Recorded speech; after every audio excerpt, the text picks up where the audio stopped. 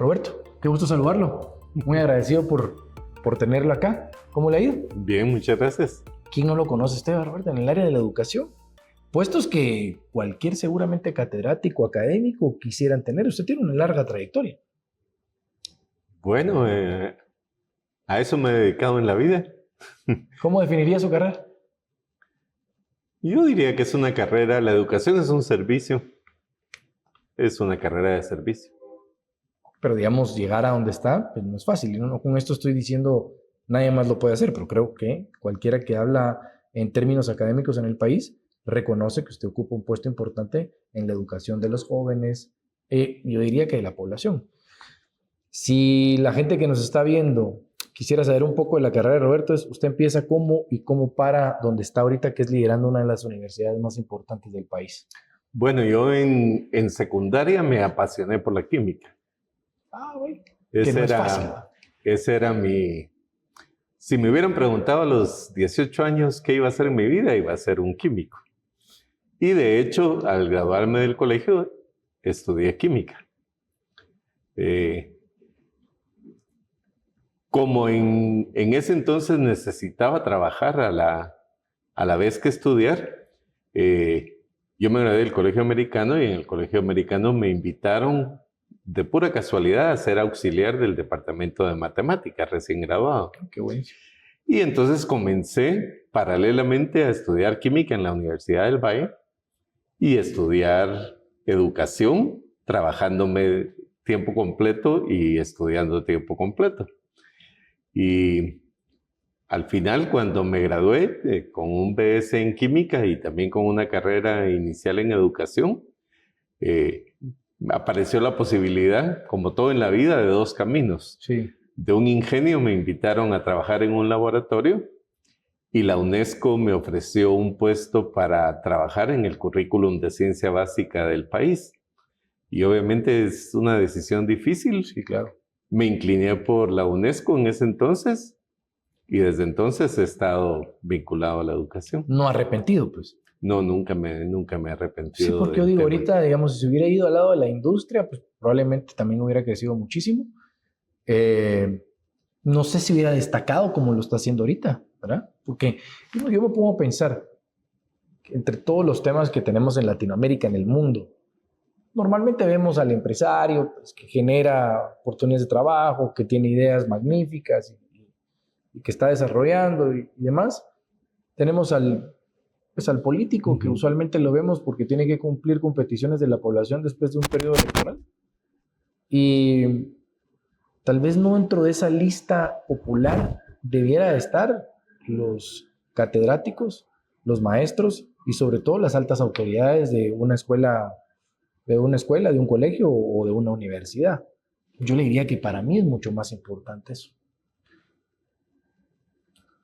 ¿Cómo asume usted la responsabilidad de saber que como maestro catedrático y ahora líder de una universidad, digamos, usted tiene en sus manos el decidir el futuro de la juventud del país? O sea, en gran medida. ¿Es algo que se discute en sus juntas directivas o hay algo que se traslada a los maestros que están con los alumnos? ¿O usted cree que eso en algún momento se pierde y uno ya solo ejecuta la carrera como, bueno, esto es lo que es y esto es lo que hay que dar? Yo pienso que es algo que tendría que estar siempre presente. Nosotros siempre discutimos que nuestra misión es formar agentes de cambio. Y siempre la visión trasciende la universidad y mira a Guatemala y al mundo y pensar que la educación transforma la vida de las personas. Eso se dice fácil, pero no es cualquier tipo de educación. Las personas tienen que tener las competencias y las actitudes que se requieren para tener el ingenio y la capacidad de transformar el mundo que los rodea. Ese es un reto muy grande. Y en educación en el país, no solo en la universitaria, tenemos la gran fortuna de un bono demográfico que brinda oportunidades inmensas, pero vemos a la vez que los jóvenes no tienen las herramientas y la preparación para integrarse a la población económicamente activa y hacer el cambio que se requiere. Así que los educadores no debiéramos de perder de vista nunca el el para qué. Los contenidos cambian, las metodologías cambian, pero siempre debe haber un norte que nos guíe a todos en términos de qué es el sentido de la educación. Y sabe que hay algo que a mí me apasiona mucho y es realmente ver cómo el ser humano se adapta a las condiciones. A ver, no todo. O sea, por eso vemos que el mundo es tan cambiante y hay pues, una gran parte de los seres humanos que se quedan relegados porque no saben cómo adaptarse a los cambios rápidos y hay otros que sí. Esa responsabilidad que usted decía de que dentro del pensum, dentro de lo que se les está impartiendo, tiene que modificarse. Incluso diría que en la forma en la que se les aborda. Le quiero contar algo que vi para que usted me dé su reflexión. De repente en un video decía, mire cómo ha cambiado el mundo desde los 80s, desde los 70s para la época actual. Entonces uno dice, mire, pues las cárceles sí siguen siendo de alguna manera pues, restrictivas, muy cerradas, los tienen encerrados porque cometieron un hecho delictivo. Después podemos ver, ahora mire, la tecnología ha llegado a su casa, le permite a usted sentarse, ver. También ha llegado la tecnología, los aparatos, es decir, ya la refri, cualquier cosa, ya le puede avisar a usted cuando tenga algún problema. Y hacía la comparación de cómo es que el ser humano ha ido cambiando y obviamente los institutos o donde estén han ido cambiando también por cómo la tecnología y el mundo ha avanzado. Y yo no sé si es justo lo que dicen, pero decía, pero lo que sí no ha cambiado es la forma en la que se imparten las clases a los alumnos en los colegios o en las universidades. No digo el contenido, es la típica foto del alumno sentado en una fila tras la otra, con un maestro enfrente, con un pizarrón atrás. Entonces dice, ¿por qué si todo ha cambiado, esta forma magistral de dar clases no ha variado? ¿Esa es una justa observación de parte de algunos o no es justa? Yo diría que es justa si hacemos un recorrido. Si hoy tomáramos un muestreo y hiciéramos un recorrido desde escuelas, colegios, universidades, vamos a encontrar que todavía se da ese patrón del maestro enfrente en el pizarrón escribiendo y los estudiantes en fila tomando apuntes. Sí es, la educación ha tenido una forma tradicional de ser y es un reto cambiar ese paradigma. De hecho, en épocas recientes con la pandemia, pues todos vimos la inmensa dificultad de acomodarse a un sistema diferente de hacer las cosas. Y muchos establecimientos simple y sencillamente no lograron reaccionar y brindar un servicio porque requiere en principio darse cuenta de qué es lo que debemos enseñar en los salones de clase o qué deben aprender los estudiantes. Y si vemos hacia adelante, no sabemos qué oficios son los que existirán.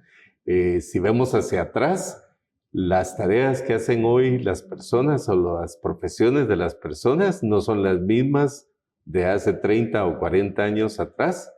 Y al final, lo que es más importante en la educación es que las personas logren las competencias para aprender por sí mismos y seguir aprendiendo a lo largo de la vida y poder construir a partir de esos aprendizajes. Y eso coloca el reflector sobre una serie de habilidades más blandas. En muchos casos, la capacidad de trabajar en equipo, la capacidad de innovar, la capacidad de relacionarse con otras personas, Claro. Emprender tareas multidisciplinarias. Y eso no se logra a través de los esquemas más convencionales de educación. O sea, no es en una asignatura en particular, en una fila, tomando apuntes, sino es en un currículum que esté centrado en aprendizajes colaborativos, en donde haya la posibilidad de interactuar con otras personas, de innovar, de generar soluciones, de equivocarse, Claro. de emprender. Esas son cosas distintas que hay que aprender y no se pueden aprender a través de los modos convencionales. Se requiere que la educación también se transforme más allá de los contenidos, Sí. como dicen, no no es el tema de cálculo o el tema de física o de arqueología, es el tema de cómo se integran los aprendizajes y se construyen nuevas posibilidades. Los famosos blandas o los soft skills, ¿verdad? Lo que sí tengo que decir es que no me recuerdo cuándo fue, Roberto, que nos tomamos un café en la universidad. Yo lo llegué a visitar, algo platicamos, no me acuerdo qué fue. Pero mientras llegábamos a donde íbamos a platicar, vimos un poquito de la universidad y me quedé con la boca abierta. Yo tengo 42 años, no soy ni joven ni soy viejo, soy chavorruco, me dirían a mí, ¿verdad? Una cosa así. Pero me quedé anonadado, pues, o sea, temas de robótica. O sea, la gente realmente con unos lugares para la implementación de la tecnología que yo por lo menos no lo había visto. O sea, me sentí en algún momento un cacho o un poco frustrado porque dije, ¿cómo es posible que yo no conociera que había en una universidad como estas posibilidades? Y me fui con la alegría de decir, pues si esta es una universidad que va más de la mano de lo que hoy se está viviendo, que es temas de tecnología. Ustedes son el vivo ejemplo con el tema del satélite, que se han escrito libros creo que es un ingeniero que estuvo con ustedes, que ha sido reconocido a nivel mundial. Yo me imagino que eso marca un antes y un después también para las universidades y para los alumnos, ¿no, Roberto? O sea, ejemplos como esos puntuales de reconocimientos, de premios, de cosas que tampoco es lo que tradicionalmente estábamos acostumbrados a ver. Bueno, hay esos proyectos, digamos que son más públicos, tienen atrás todo un trabajo en donde los docentes, la cultura en el salón de clase cambia para que la tecnología encuentre su espacio, donde haya la posibilidad de desarrollar proyectos, prototipar y buscar soluciones. Y el caso del satélite Quetzal 1 es un caso para nosotros muy importante para la universidad, porque es un esfuerzo que comenzó, qué sé yo, que duró una década y en donde estudiantes se graduaron y siguieron vinculados al proyecto y profesores y exalumnos de la universidad estuvieron integrados, un esfuerzo de más de 100 personas. Pero cuando uno pregunta la edad promedio de esas personas, fue 21 años. Y increíble. Qué sé yo, el día de hoy cuando recibimos patojos en la universidad por comenzar su carrera, la primera pregunta que yo les hago muchas veces es ¿qué edad tienes? Y me dicen 18, 19, 20. Y la siguiente pregunta es ¿cuánto te separa de 21? Y en realidad sí se requiere claramente el expertise de los directores del programa, pero los patojos son extraordinarios. O sea, la capacidad de aprendizaje, de innovación, de creación que tienen es inmensa. Y si fueron capaces de estar en la casa del primer satélite guatemalteco y de lanzar al espacio un satélite, ¿qué más no pueden hacer? Claro. Y eso creo yo que es el milagro de la educación. Los jóvenes guatemaltecos que tienen tanta capacidad, algunos no han tenido la oportunidad, pero todos tienen tanta capacidad que si logran estar en un ambiente de aprendizaje que les nutra y que les brinde las oportunidades para desarrollarse, no hay nada que no puedan hacer. Así como el primer satélite guatemalteco en su momento fue la introducción de la primera conexión de internet al país en la Universidad del Valle y mañana será el primer nanochip. Claro. O sea, son 1000 posibilidades. La cuestión es si estamos brindando a los guatemaltecos las herramientas y los ambientes que los alimenten de la manera correcta. Tiene razón. O sea, que tengan esa ambición, ese sueño, que caminar en la universidad con ejemplos como estos sea, y ahora, ¿de qué puedo ser yo partícipe? ¿O qué puedo yo crear ahora de lo que aquí surgió? Ustedes tienen un mismo ejemplo con el tema del satélite. Yo tuve una etapa, Roberto, y le digo que me encanta mucho leer, pero bueno, usted sabrá que como con el tiempo y con el trabajo, pues a veces se limita un poco, ¿verdad? Y siempre la gente me dice, no, mira, pero el audiobook ahí, conectalo en tu carro. Y digo, sí, muchachos, no es lo mismo, o sea, sí, pero como que no estoy acostumbrado.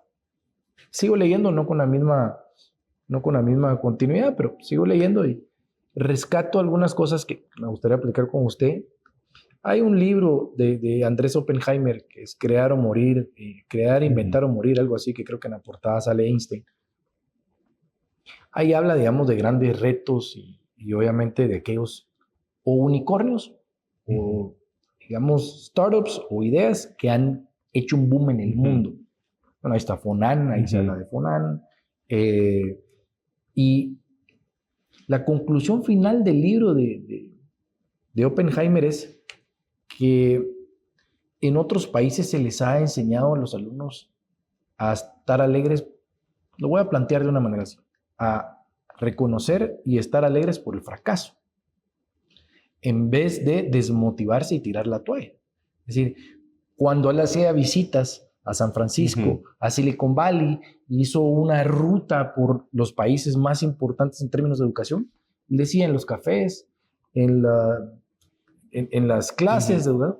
Lo que escuchaba de los alumnos era lo orgullosos que se sentían de los fracasos que habían tenido. Mientras que veo que en Latinoamérica siento que es un tema como de yo no quiero contar el fracaso porque me van a ver como un eterno perdedor.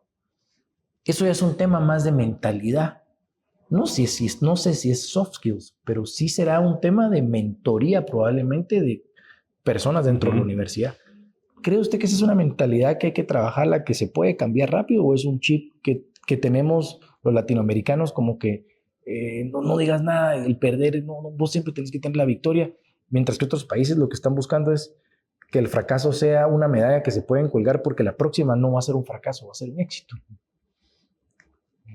Bueno, muchas personas cuando valoran el fracaso versus el éxito, los aprendizajes más profundos vienen del fracaso. Correcto. ¿Verdad? Porque no es equivocarse 1000 veces, sino es encontrar finalmente una fórmula que funcione para una determinada situación.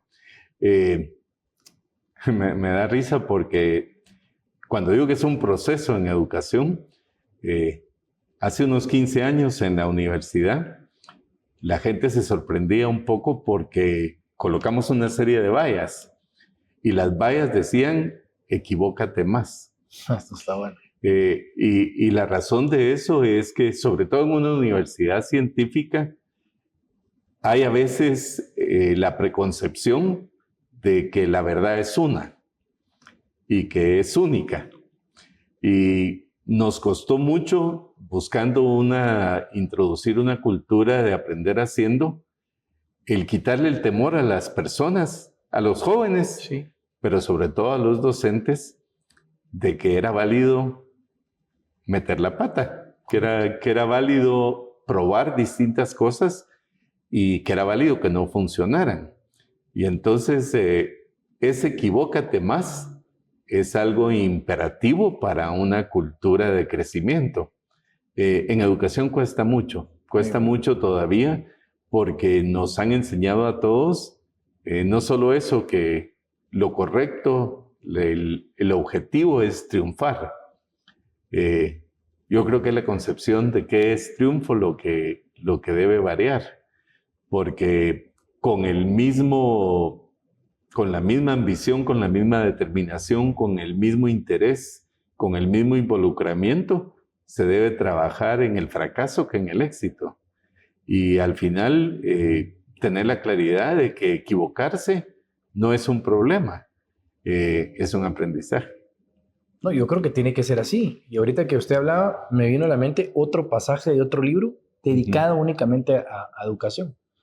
El problema es que después no me acuerdo cómo se llamaba el libro, ¿verdad? Pero ese libro es cómo los padres pueden educar o cómo los maestros deben educar en esta nueva era a los niños, a los jóvenes. Y había una reflexión ahí interesante que decía que había una preocupación de por qué no habían más patentes de invención en países latinoamericanos. Vamos, sí, de repente resaltaba Colombia, ¿verdad? De repente había algún tema en Brasil. Cuando entramos a los países centroamericanos eran muy pocos, ¿verdad? O sea, las patentes de invención comparado con países, me imagino que China, Suiza, y ahora pues hay algunos otros países de Estados Unidos que tienen muchas patentes de invención. Decía, no sé si esta tabla lo que resalta es que no hay creatividad e innovación en Latinoamérica, o si el problema es una mezcla entre dos cosas. Uno es lo que usted dice, que hay que enseñarles a equivocarse, sumado a hacerlos soñar, pero por el otro lado que no hay un marco jurídico que les permita que las ideas queden cuajadas bajo un marco de derecho.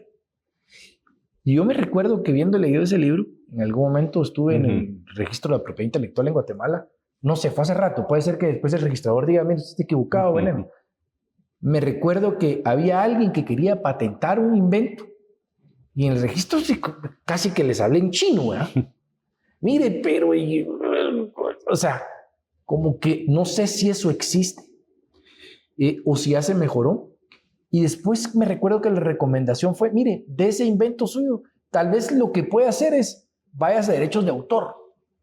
Sí, pero derechos de autor no tiene nada que ver porque lo que yo hice, mire, es este que tengo acá y lo quiero patentar porque después lo voy a mandar al espacio, puede ser que sale uno que usted me dice. Me gustaría, si es que usted recuerda algo de los proyectos que han sacado donde uno quiere, pues que esa idea no se la roben, o por lo menos, si no es un tema de robo, que se reconozca que se hizo en Guatemala, que fue hecho por un guatemalteco. Le ha tocado tener esa experiencia de que no estamos de la mano entre la creatividad del ciudadano y un marco jurídico que responda y respete las ideas que se han consumado.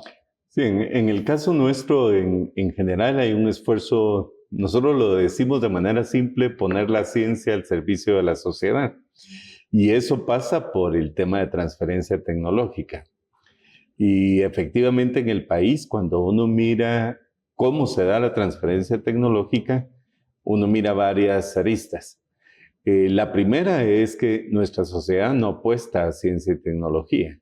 O sea, cuando usted mira en términos del porcentaje del PIB dedicado a ciencia y tecnología, es una ínfima parte de un 1%. ¿Qué será? 0.04. Ignorancia. Falta de conocimiento. Falta de visión, diría. Falta de visión. ¿Pero qué triste eso? Porque muchos de los países, cuando se miran países que han avanzado en el tema, por ejemplo, de patentes y otras áreas, son países en donde tienen un desarrollo tecnológico y una inversión en ciencia y tecnología. Como todo en la vida, digamos, cuando uno dice la patente, llegar a la patente, en realidad es un capital de riesgo del que estamos hablando. O sea, sí, como cualquier otro startup, hay una inversión de un capital para ensayar N posibilidades, sabiendo que probablemente nunca le pegue blanco a algo, o que si en un momento dado pega centro, sí, es una inversión que valió la pena. Y en realidad todas las inversiones acumuladas se traducen en esos logros.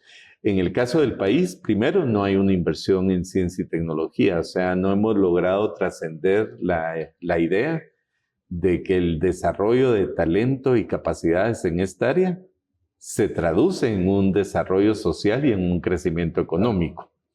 En segundo lugar, ha habido esfuerzos y yo, digamos, hemos estado de cerca con algunas autoridades relacionadas al tema, preocupadas por la situación, pero hoy día sigue siendo igualmente incierto y tortuoso el registro de la propiedad intelectual. No hemos logrado todavía encontrar un camino sencillo para hacerlo, y muchas veces las personas tienen que acudir a otros países para buscar cómo registrarlo. Pero yo diría que es un poco el tema del huevo o la gallina. O sea, no tenemos desarrollo científico, no tenemos una demanda suficiente porque no hay una producción científica o intelectual que esté presionando a que camine, y entonces de pronto aparece usted con su invento, sí, y a los pocos meses aparece alguien más y no se genera la dinámica, digamos, como para prestarle seriedad al tema. Ahora, pero sí es triste, ¿verdad, Roberto? Porque si nos basáramos en eso que usted dice, se nota el atraso que tienen quienes juegan un papel en lo público, ¿verdad? O sea, es decir, ¿por qué no terminan de entender que yo no, a ver, Roberto, yo no creo que sea muy complicado ir a evaluar legislaciones de otros países sobre cómo es que se hace el proceso de protección de una patente de invención y replicarlo, pues. O sea, yo no creo que sea un problema, pero la falta de interés es lo que realmente molesta y preocupa, porque aquí han de haber muchos inventos, pues la gente no se acerca porque lo que van a proteger seguramente no va a quedar bien protegido, o el día de mañana es, fíjate vos que lo fue a inscribir y lo que pasó fue que no se inscribió bien, sino que alguien más agarró la idea, la modificó y ahí la vino. O sea, es para ustedes obviamente que tienen universidades que van, digamos, a la vanguardia, esto debiera de ser una solicitud. Yo le diría que digamos, esto debería ser un llamado a las autoridades. Es que es una lectura tan sencilla del avance del país, ¿verdad? O sea, si uno se va a lo básico, uno dice, ¿cómo es posible que tenemos universidades que son reconocidas por inventos y que el registro no tiene la capacidad de poder decirle a cualquier joven en cualquier parte del interior que es genio y se inventó algo para el tema de la agroindustria, para el tema del riego, para el tema de lo que quiera, que no pueda venir a proteger su invento? Sí, yo creo que como sociedad enfrentamos rezagos en tantas áreas y usted dice es una lectura sencilla, no se necesita mucho. El problema es que estamos colmados de lecturas sencillas. Y entonces cuando uno ya coloca sobre la mesa el problema de las patentes versus el problema de salud o de ambiente o de educación o de carreteras o de... se necesita alguien con la capacidad de leer a la vez muchas cosas sencillas. Y como sociedad no le hemos prestado atención al asunto. Otros países lo han visto. Si vemos el tema de educación, por ejemplo, la brecha digital y la brecha tecnológica es inmensa, que no es ajeno, por ejemplo, a lo que estamos hablando, porque el desarrollo de competencias científicas en los jóvenes también pasa, no solo por la modalidad de entrega de la educación, sino pasa por el tipo de aprendizajes que se llevan a cabo y en las herramientas que se utilizan.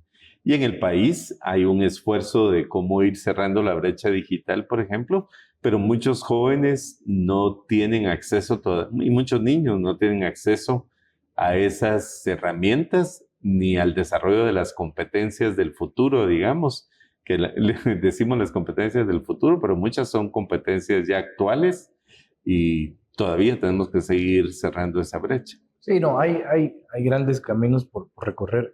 Roberto, ¿usted es de los que cree que un examen en la universidad al ingresar le puede decir qué es lo que uno tiene que estudiar? O sea, voy a esto. Muchas veces uno escucha pláticas tal vez entre familias o amigos y todo. Yo siempre le digo a mi hijo, le digo a mi nieto, que él estudie lo que él quiera. Y donde él esté contento y donde él esté alegre, a él le va a ir bien.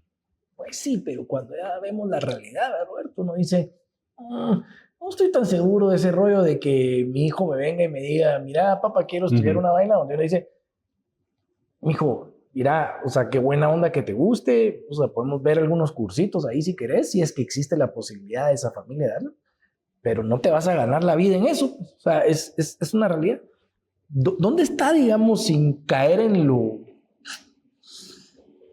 negativo o en lo pesimista de poderle decir a un joven, deja de soñar porque, digamos, en la realidad es otra cosa? Entonces ahí tal vez se la parto en dos. El examen creo que tiene un nombre. No sé si sigue existiendo. De orientación. De orientación. Y la otra es tal vez más en el mundo soñador de estudiar, mijo, lo que te guste. ¿Cómo lo aplica usted? ¿Qué cree? ¿Hay un término, hay un punto medio en esa discusión? Seguramente un punto medio. Yo diría que lo primero que tenemos que buscar es el propósito de vida. ¿Pero a esa edad?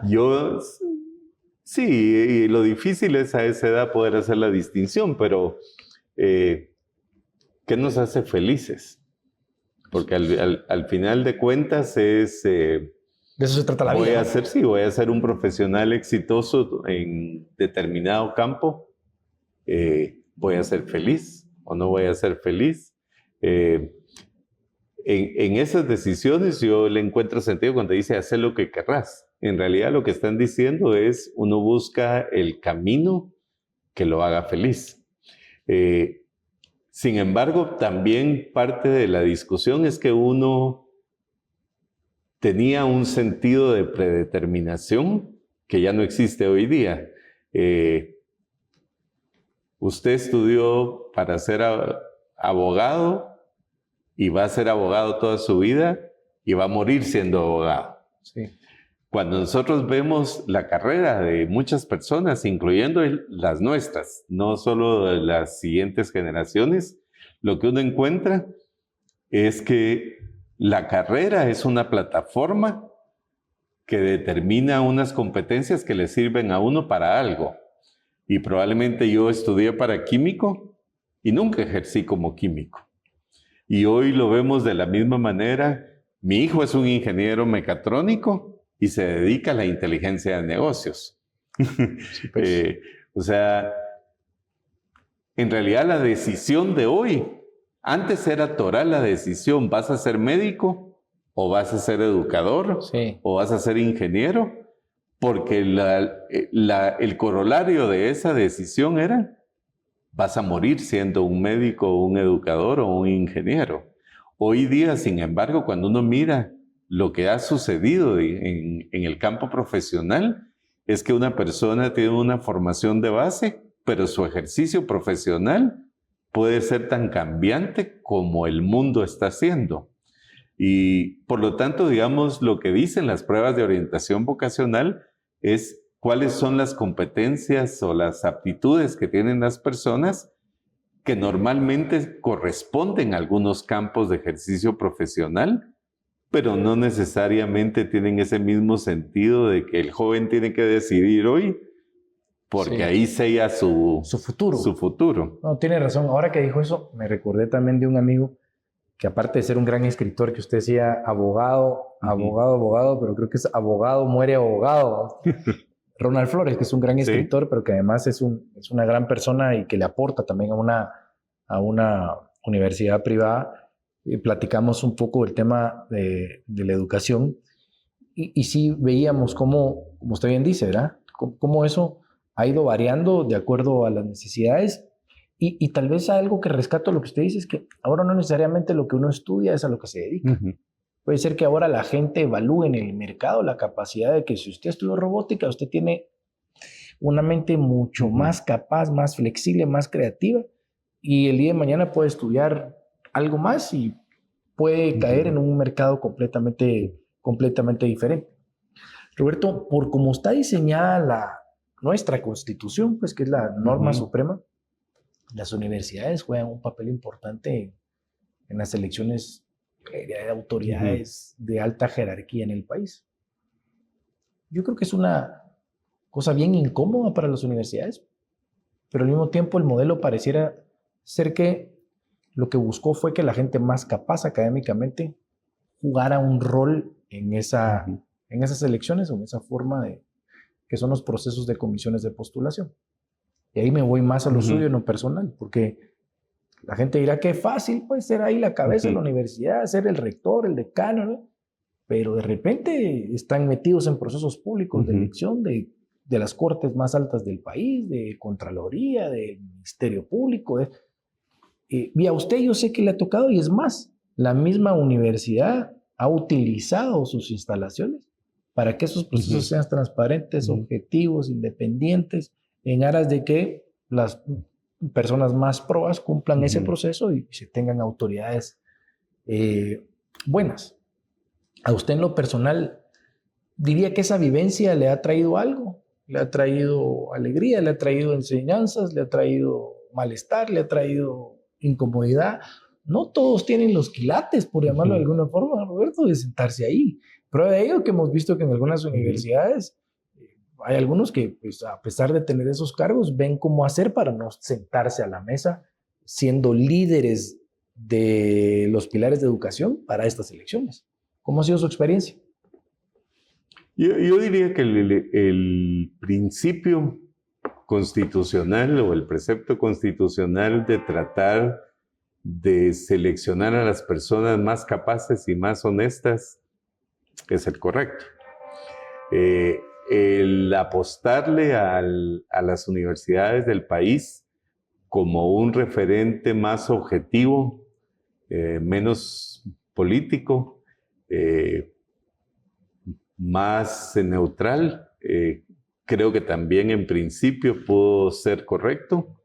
Sobre la marcha, el proceso no ha sido el idóneo, digamos. En primer lugar, las universidades, con la mejor de las intenciones de contribuir a un proceso que se traduzca en la elección de los mejores aspirantes o las mejores propuestas, porque las universidades no eligen, digamos, las comisiones de postulación proponen o discriminan en un listado de candidatos los mejores.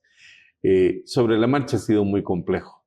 Es complejo porque a veces se politiza todo el sistema y las propias universidades se ven de alguna manera expuestas a esa presión. Por el otro lado, la conjugación de fuerzas entre los miembros de las comisiones de postulación lo hace un proceso difícil.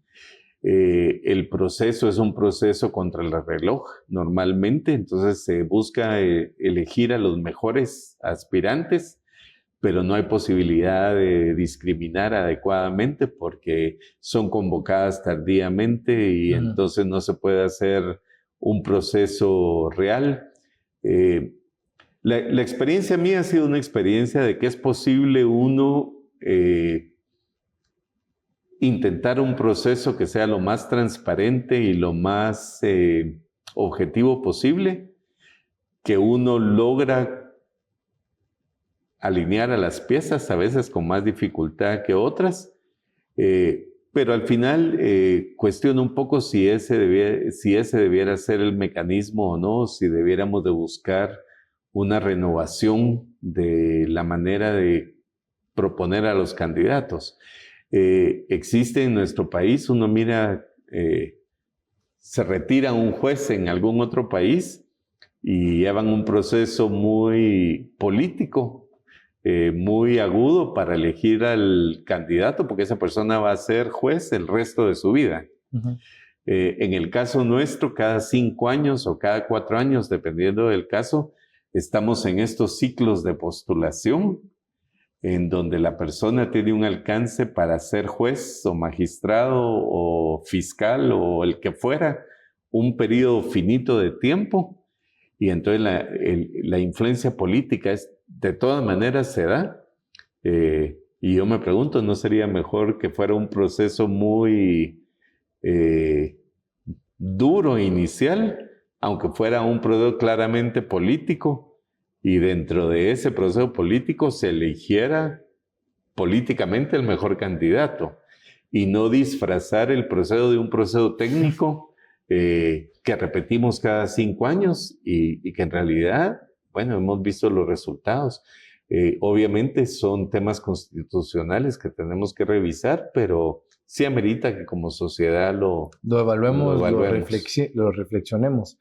Pensando en eso, Roberto, me quedé pensando, ¿qué hace a un buen maestro? Si lo veo desde afuera, pues uno en su imaginario es una persona con un poco de edad, con experiencia, con estudios académicos, que haya pasado por las tablas como que fuera teatro en algunas instancias.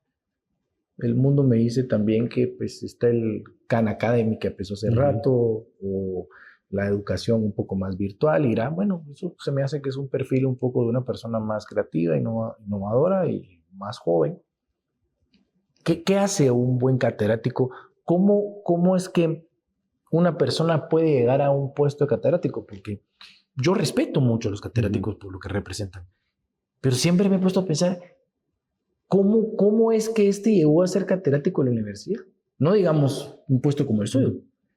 ¿Cómo se escoge un buen catedrático, Roberto? Simple pregunta, pero compleja la respuesta. Sí, claro.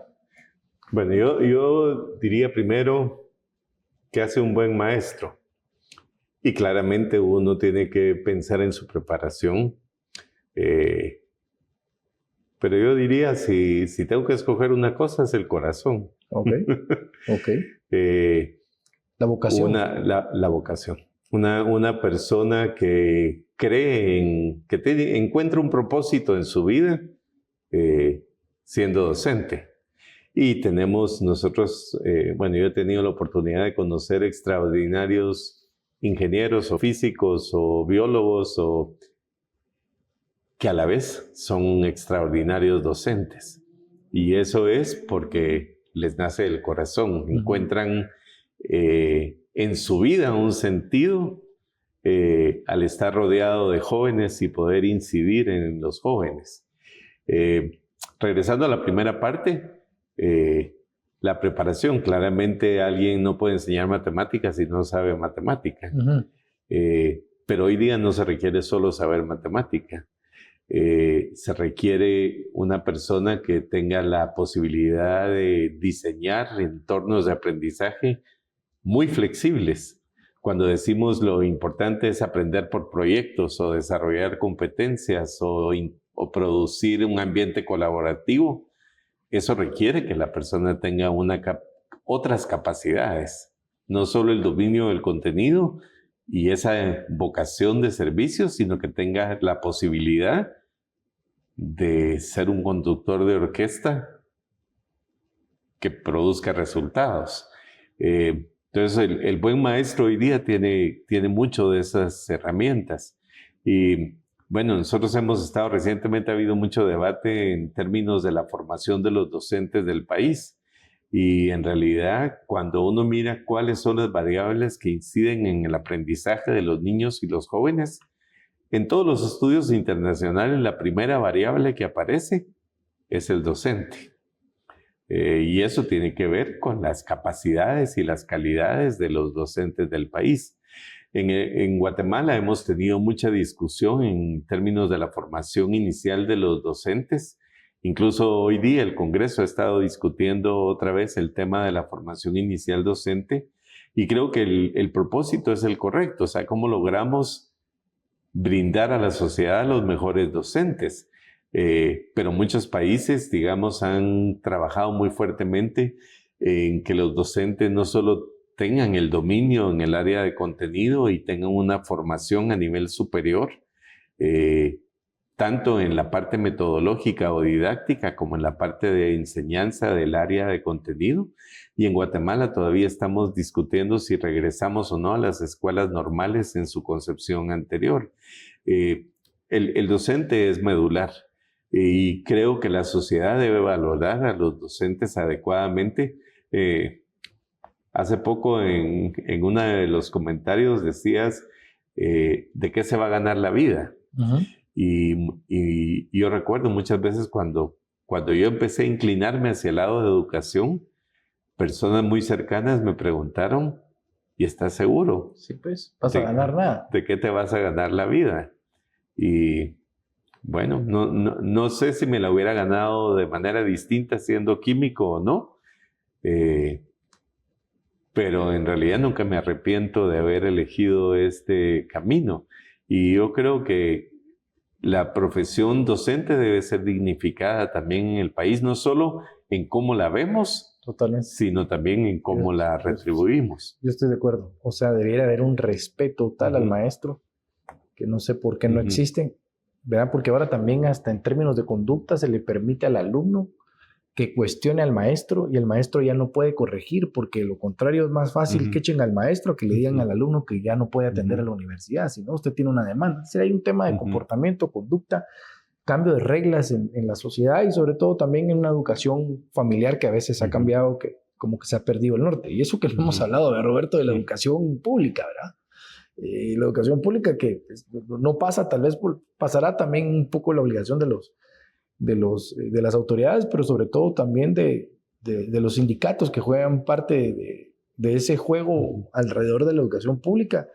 Y a mí me da la impresión, si tuviera que poner un ejemplo de cómo es la educación pública en el país, es como cuando uno quiere leer un libro con unos lentes rayados. O sea, leo lo que medio puedo y detrás de eso pues le quité una hoja y pues si toda la población está sujeta a un sindicato que maneja muchas cosas y sobre todo un proceso de avance del sistema educativo que no termina de darse.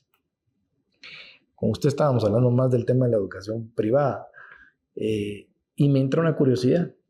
En el país hay ya, ¿cuántas universidades hay? ¿Son qué? Como 15 universidades. Bueno, no todas son igual de buenas, hay que decirlo, pero igual pues, le trasladan algo bueno a la población. Los cambios de los pilares, las cabezas de las universidades, como en el caso suyo, otras universidades, ¿cómo debieran de darse? Es decir, uno nunca está toda la vida, ¿verdad? Y así como hablábamos de las autoridades, de los jueces que son elegidos, me da curiosidad entender cómo, por ejemplo, un Roberto el día de mañana ¿quién lo va a suplir? ¿Cómo es ese proceso? ¿Es un proceso de una política interna de la universidad? ¿Es un proceso de quienes aportan a la universidad? ¿Es a dedo, no es a dedo? ¿Es el más capaz? Porque estamos hablando de gente con carreras reconocidas. Y tampoco se le puede premiar a alguien por el hecho de que es cuate, ¿va? O que es amigo, o que es carismático, no. Tiene que apegarse a lo que demanda la educación del país, tiene que tener una carrera consolidada, ¿existe la meritocracia para el día de mañana suplir a líderes en el área educativa como usted? Bueno, yo diría que depende un poco de la política interna de cada institución, pero le diría en general que en cualquier proceso de planificación o de transformación, el talento es una pieza medular y dentro del manejo del talento los planes de sucesión son imperativos. En el caso nuestro, la universidad ha estado inmersa en un proceso muy fuerte de planificación para los próximos 5 años y el tema de talento es una de las vertientes principales.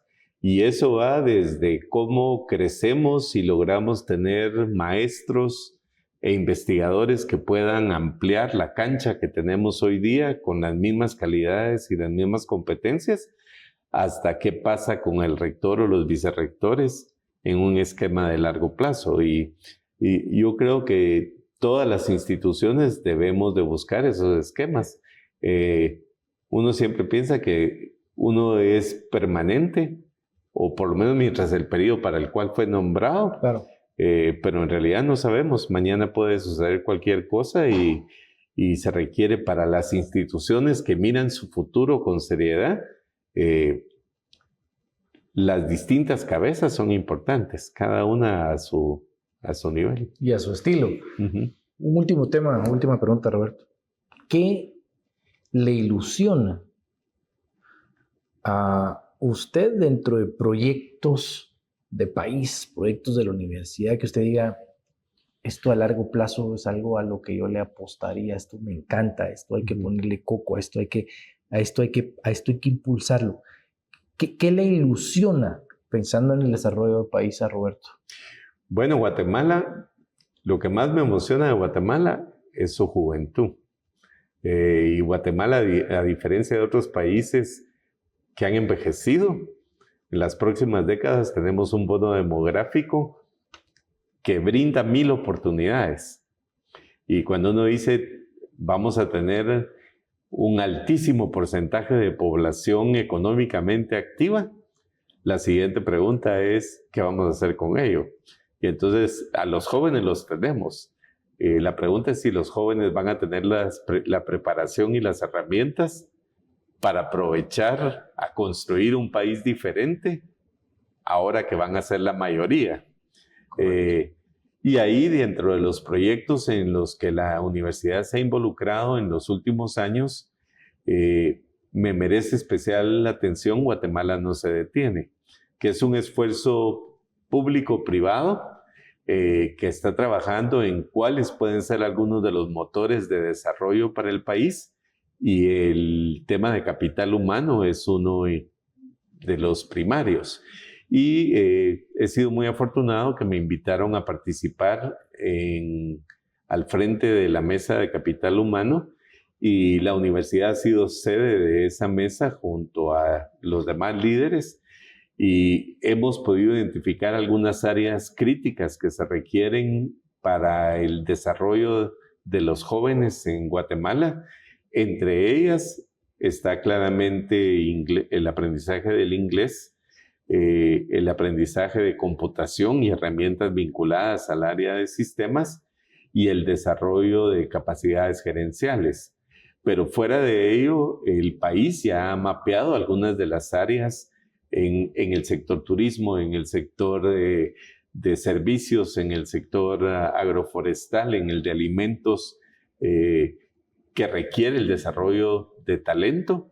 Y si en Guatemala logramos reaccionar oportunamente para aprovechar el bono demográfico y brindarle oportunidades y espacios a los jóvenes para que puedan insertarse en el mundo productivo o emprender por cuenta propia con las herramientas que necesitan, eso puede ser lo que traduzca ese bono demográfico en un futuro más promisorio.